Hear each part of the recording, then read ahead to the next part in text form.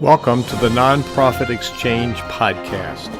Stories by leaders for leaders to help you raise the bar on your own excellence, to release the potential inside of you. Now, here's today's podcast. Welcome to the Nonprofit Exchange. This is Hugh Ballou, founder and president of Center Vision Leadership Foundation, where we work with leaders building synergy around the common vision. Your job is the vision. Other people do the work because you're the leader. And our guest today, we're going to talk about this. Workaholics. Oh, wow. Caroline Dowd-Higgins is our guest. Caroline, tell people a little bit about yourself and why you do this important work. Thank you for having me. What a delight to be with you and your global audience today. So I'll give you a nutshell view of my career over the past 20 years. I've held leadership roles in nonprofit and higher education organizations. And I've also had an active side hustle as an executive coach, an organizational development trainer, a speaker, and an author. And if I could boil it down to one thing, I would tell you that my passion is helping people make their work lives better so they can honor their personal lives as well. And one point that I want to raise, in 2023, I took my side hustle full-time. So I am now a full-time entrepreneur, and I'm also pleased that I am a certified women-owned business. So delighted to be with you today. Well, we are certainly delighted that you are here with us. You and I talked a few minutes before we went live here, and I was sharing with you, I see very often, way too often, people get burned out because leaders are over-functioning. We're doing things that other people can do. So you have some statistics about burnout and how over-functioning impacts the culture in the places where we lead. I do. And Hugh, that's a great point of departure. So let me go back and give a little definition about burnout. Burnout can be exhaustion and overwhelm that decreases productivity, it decreases engagement, and even accuracy. So not only does our work product fail or lower in efficacy, our health can really take a dive, and it can be incredibly detrimental on our mental and our physical health. And it's important for this audience to understand that the World Health Organization has defined burnout as a workplace issue and not a self-care issue. So I get it. We all need a good night's sleep. We need to eat well, have our broccoli, and exercise. But that's not what this is about. This is about overwhelm at work. And there's an interesting study that was just launched with data from 2023, the most recent year, that said burnout at a global level is over 86%. And I think that's staggering. That's a crisis. Oh, yeah, I agree. And, leaders, many of us are not aware of the consequences of our actions, even though it's well-meaning actions. The consequences are not what we expect, and we blame other people. So we're talking about creating a healthy work culture, aren't we? We are, and I would also add, Hugh, a sustainable work culture, because there's a buzz out there about creating positive cultures, not only to attract talent to organizations, but to retain talent. This is still a very hot job market and people have choices, but the key word there is sustainable. This is not a one and done, and it's not let's make a great culture. We need to live a great culture. And as a career-long conductor of choirs and orchestras, I know that the culture is a reflection of the leader. If I want different results, I need to change. So let's go back to the work culture. That if you have a culture that honors well-being, why is that essential for an organization? So it involves several things that may not be intuitive to our listening audience. And the number one thing is psychological safety. a place where people feel safe to share their ideas without repercussion, especially if they differ from the leaders or others in the organization, a place where they are safe to make a mistake and learn and recover from those mistakes. We're human, we all make mistakes. None of us try to make mistakes, it's not intentional, but these things happen. And when there is a culture that is punitive, it dampens creativity, it dampens innovation, and it certainly impacts morale. So I would say that safe space of psychological safety is incredibly important in a healthy work environment. Many times I see that we as leaders isolate ourselves from those in our organization, and we don't really have a clear picture of what's really going on in the culture. Is any thoughts on how to connect with the culture? Sometimes people don't think they have permission to talk to the leader about things, and I don't know, it's how we set that up, but we're not really getting the feedback that we need. Is that right? You're spot on, Hugh. And I would tell you that I believe this is part of the evolution of leadership. So again, looking back historically, the military created this idea of command and control, which was essential and frankly life or death on the battlefield in combat. Happily, some leaders have evolved. And the present day leader, when we look at 2024, some of the characteristics that we really celebrate for leaders include active listening. To your point, do I have my finger on the pulse of my direct reports and the people that I lead? Do I understand what's happening in their life and career? I'll add empathy to that list. I would also add a sense of creating a space where people can be authentic and share what's happening in life and career and be honest and open and transparent. And I think the biggest change for leaders is checking your ego at the door and being someone who is willing to be vulnerable and real, not only with their colleagues, but with other stakeholders.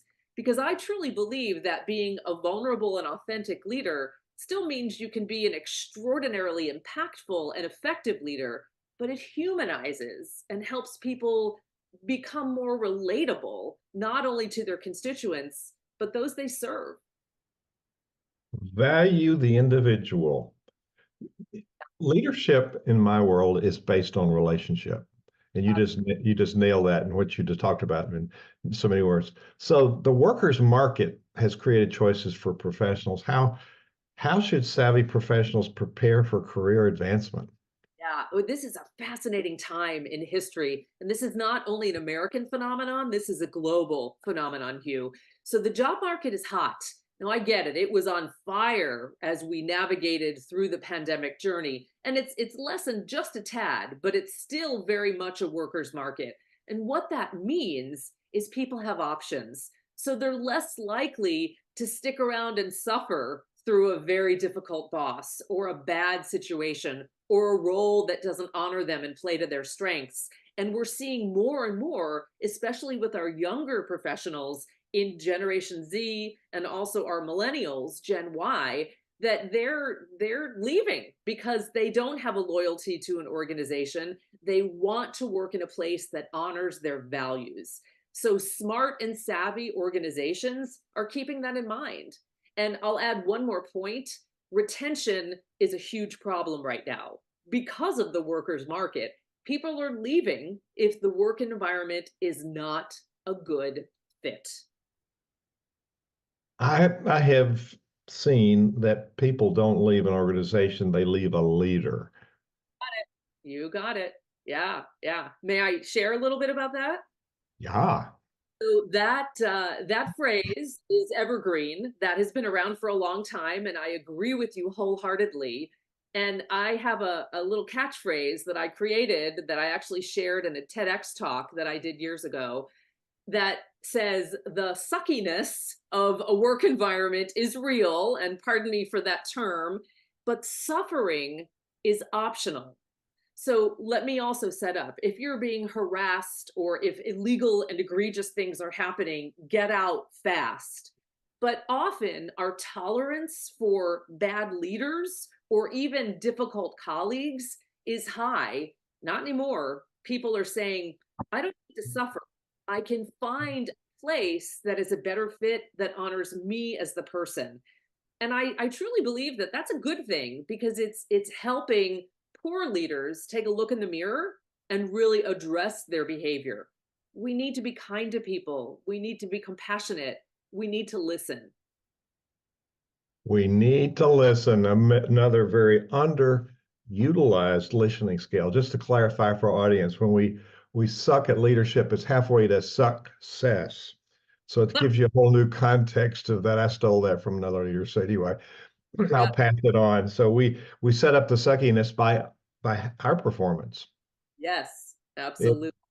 and so yeah, we look at so those people that are burned out are leaving the profession, especially nonprofit leaders. 1 out of 10 clergy before the pandemic made it to retirement, and those figures have not gotten any better. So we and there's a large percentage who haven't left that are looking at the exit door, but haven't found a place that can pay them the same money or whatever conditions to make them want to leave. But the grass is not always greener on the other side. So maybe there's another way to thrive where you are. So talk about that a little bit. Yeah, I'm grateful that you brought this up. Often we're wooed by a job description that has a stellar salary or a very intriguing job description or even a title that can be appealing. And that's fine. One needs to do their due diligence and look at that. But often the workplace drama, the conflict, and this is where my experience as an executive coach comes in, is really a communication gap. So perhaps I'm not communicating appropriately with my leader because I don't understand her work style. So I would encourage everybody out there who's bucking heads with the leader or a difficult colleague to have a safe space conversation. Learn what's the best way that you communicate. How do I get the best of you? How do you get the best of me? You get the worst of me when? All of these communication questions that are rarely spoken because we're so busy and we're on that fast paced treadmill. And often it boils down to how do we play together in that sandbox and learn how to honor our differences and also celebrate our weaknesses? When I travel, I hear lots of leaders talking about their boss and that there's no communication, no open line to talk. I hear about nonprofit leaders talking about their relationship with their boards and that the boards expect everything at a minimum salary. So how do you have start those difficult conversations with maybe somebody that you might think is unwilling to have those conversations? I want to back up a little bit because you said something so poignant, and I've been in the nonprofit space for well over 20 years, and it's a passion. We reach this arena because we're committed to helping people, and I know that is also deeply part of serving in the clergy and in houses of worship. And often those professionals experience burnout because of the compassion or the empathy fatigue. We're constantly helping and serving others, and we don't always prioritize our needs. But back to your question about how do we start that conversation? Often the communication is so poor that people don't have eye to eye contact. You and I are using technology right now. We can see each other, even though we're on a video screen. So I would say whether you have the luxury of in-person communication or you're leveraging technology, carve out that space to get to know each other. So it's not a business meeting where you're talking about tactics and strategy and certain things, and you're listening and you're giving space to really learn, how can I help you?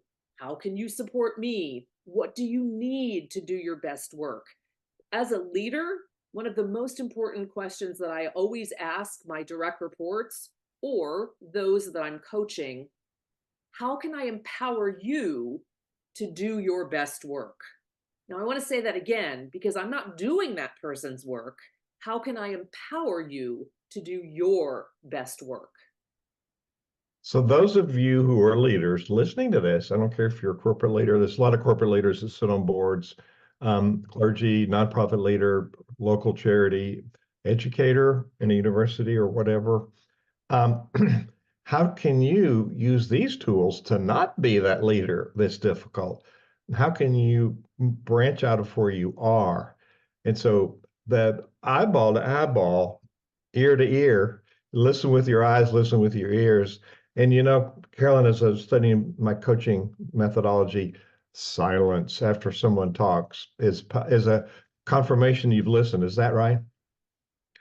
Absolutely. And I wanted to honor the power of the pause, Hugh. We're in such a sensory overload environment with instant messages and text messages. We almost have a Pavlovian response when we hear the ding of a new email come in. And the beauty of silence, and you and I are both musicians, and we call that a rest in music. Silence is magic. That's where the anticipation happens, and the audience is on the edge of their seat, and the instrumentalists and the singers are breathing in the beautiful music. We can learn a lot from that and bring it to our career space as well. And a rest is not the absence of sound, it's a punctuation. Brilliant. It's a resting place. It validates what's happened, and it's a setup for the next place. And it's a time to think. That's great. That's great. You're just giving us so many tools. Where if you're just coming by, watching us online, this is the Nonprofit Exchange, Hugh Ballou. I'm interviewing Caroline Dowd Higgins, who's given us many, many tips that we can put to work right away. You can find this interview at VTHE nonprofitexchange.org, thenonprofitexchange.org. You'll find this and you'll find 375 others. This one's at the top of the pile, and it's very, very relevant to today's world. I'm introduced sometimes speaking as an expert in leadership, and I say, no, I'm a student of leadership, which I am, but I'm also an expert because at 77, I've been there long enough to make all the mistakes. So learning from those, and then sometime after an unfortunate work experience, somebody gave me John Maxwell's book, Failing Forward. So talk about that and how that's helpful. I love the concept of failing forward, and what a great setup with John's iconic book. What's so important about that concept, it's not so much the mistakes that we make. We all make mistakes. That's part of being human. It's how do we recover, and how are we resilient on the other end? And how do we reframe a failure or a mistake as a learning opportunity, a teachable moment? And the concept of failing forward originated in the tech sector. So it was very famous and still is in Silicon Valley, for example. And I'll give you an example about why I cited technology.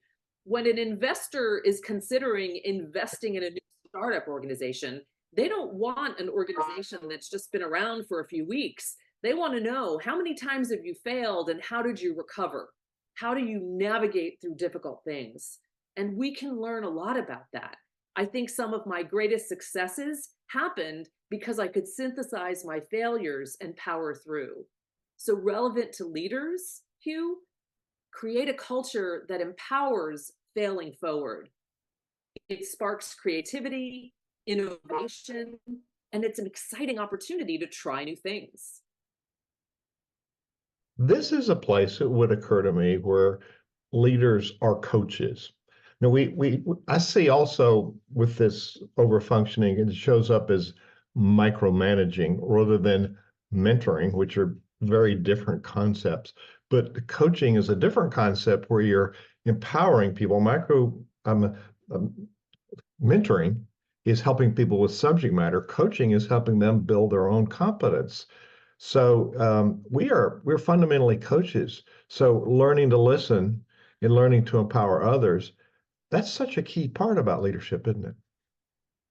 Absolutely. And I'm thrilled that you mentioned that, because there's a new paradigm shift with leaders, and coaching leaders are highly desirable, not only because they're empowering the individual, as you just referenced, but they're encouraging them with space, with silence, with a culture that promotes failing forward to try new things, but they're also introducing probing questions. So it's not about me telling someone what to do, but asking questions, because I know the idea is already in their head. So how do I entice them to get it out?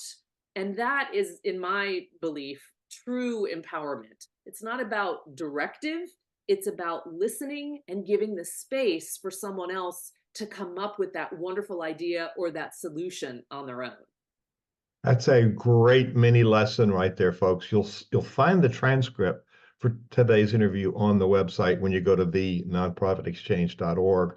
So we hear people talk about emotional intelligence, and we hear people, you and I both represent a different manner, a different style of leadership than the autocratic style, do what I say. We empower people around a vision and empower people to raise the bar on their own functioning.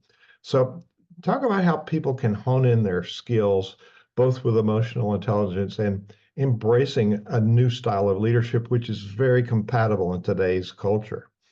Absolutely. Emotional intelligence isn't new, but it's certainly a hot topic. And again, one of the core tenets is active listening. And Hugh, I believe you and I are on the same page here. We've both been in situations, as I'm sure this audience has as well, where you're listening with one ear, but maybe you're multitasking or you're doing something else. Maybe it's even a scenario at home and you're listening to a partner or a spouse or a kid. And sure, I got you, but you're doing something else. And I believe active listening is all about undivided attention. And this is a real gift. So emotional intelligence takes that to a new level. It's also very important to think about empathy. And empathy is different than sympathy. Empathy is putting yourself in someone else's shoes. And an emotionally intelligent leader is going to learn about the holistic person, not only the work colleague. So those are two examples. Something else that I wanted to share, and I'll honor the initiator of this research, Susan David, who has an extraordinary TED Talk about emotional agility and a book of the same name. I've learned so much from her because the emotionally intelligent leader allows for us to express those emotions. We don't always come to work with our best day. Things happen. The dog gets loose before you're headed out the door and you've got to chase it around the block. At least that's what happens in my house. Or something happened, right? You got bad news from a family member in a phone call right before you walk into the office. It's about honoring those emotions and giving space so people can process that and then bring their full selves to work. Because if you try to stifle that, you know that that person is not going to have a productive day, and they need a space to be able to honor that emotional agility. Whoa, another good tip. A lot of good tips today. So I hope you're writing this down, folks. And then you talked about safety in the workplace, psychological safety. Speak a little bit about that and the importance of that in the workplace. It's fascinating, Hugh, because there's a lot of attention right now on diversity, equity, inclusion, and belonging. And we're even seeing that acronym change order in the initials. And now inclusion is often the lead word. And that goes back to psychological safety. If I'm in a team meeting or a staff meeting and somebody brings up an idea that I fundamentally disagree with, or I have other color to add to that beautiful idea, if I don't feel safe and confident adding my voice and having a point of view, then that beautiful idea stays inside my brain and isn't shared with anyone. So a space of psychological safety, empowers people to share ideas, and it promotes cognitive diversity, which is really important. So it's the space to be able to disagree and add a different idea or expand upon an idea that has been presented. I can't tell you how many teams that I've worked with where you can just see the crossed arms and the closed body language. People are processing, but they don't feel comfortable sharing what they're thinking out loud. Whoa, and I'm going to talk about your website for a second. Now, people on the podcast can't see your website, but we'll talk about it, give them the link. But when people go to CarolineDowdHiggins.com, CarolineDowdHiggins, no spaces, no dashes.com. There's a lot of good looking stuff here, including a book, Your Career Advantage. So what will people find here? Thanks, Hugh. I appreciate that. Yeah, that's really the mothership where all of my information is shared. I have a blog that I also write on LinkedIn and several other national media outlets. I have a podcast as well called Your Working Life. And my newest book is called Your Career Advantage: Overcome Challenges to Achieve a Rewarding Work Life. And it really is like having your own personal executive coach in this book. It's very tactical, very practical. So for example, you had a bad day with your boss and communication didn't happen. There's a chapter for that.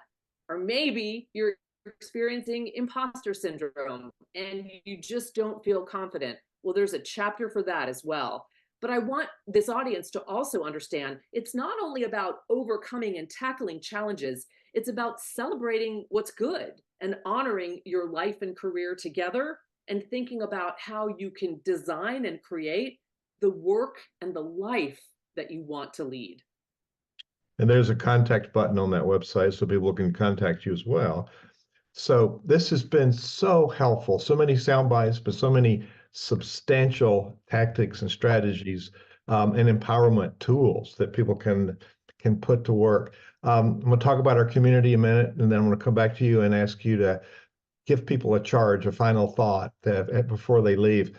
Synervision Leadership Foundation has created a safe community for leaders to come and work together, peer-to-peer networking, learning. We have lots and lots of experts in the community to share with you. It's not just one facet of you need this, you need that. It's a contiguous process of all the steps that you need to be successful. So go to nonprofitcommunity.org, nonprofitcommunity.org, and find out about our private community for you. It's self-empowerment, it's nurture, it's peer-to-peer support, and it's coaching. You get time with Hugh Ballou every week. Nonprofitcommunity.org. Try it out. It'll be the difference in your future. So, and you'll find lessons like this there. So, Caroline, what do you want to leave people with today? Hugh, what an honor to be with you. I've learned so much from you, and I'm deeply grateful for your work, and I thank you for that. So what I'd like to leave this audience with is the notion that you can enjoy your career and love your life simultaneously. It need not be one or the other. And even if you are in the midst of exhaustion and overwhelm, I would encourage you to take some quiet time, enjoy that pause, and really reflect on what's meaningful and what you value so you can design a life and career that you truly want to live. Wise words. Thank you so much, Caroline, for being our guest today on the Nonprofit Exchange. Thank you, Hugh. Thank you for watching the Nonprofit Exchange.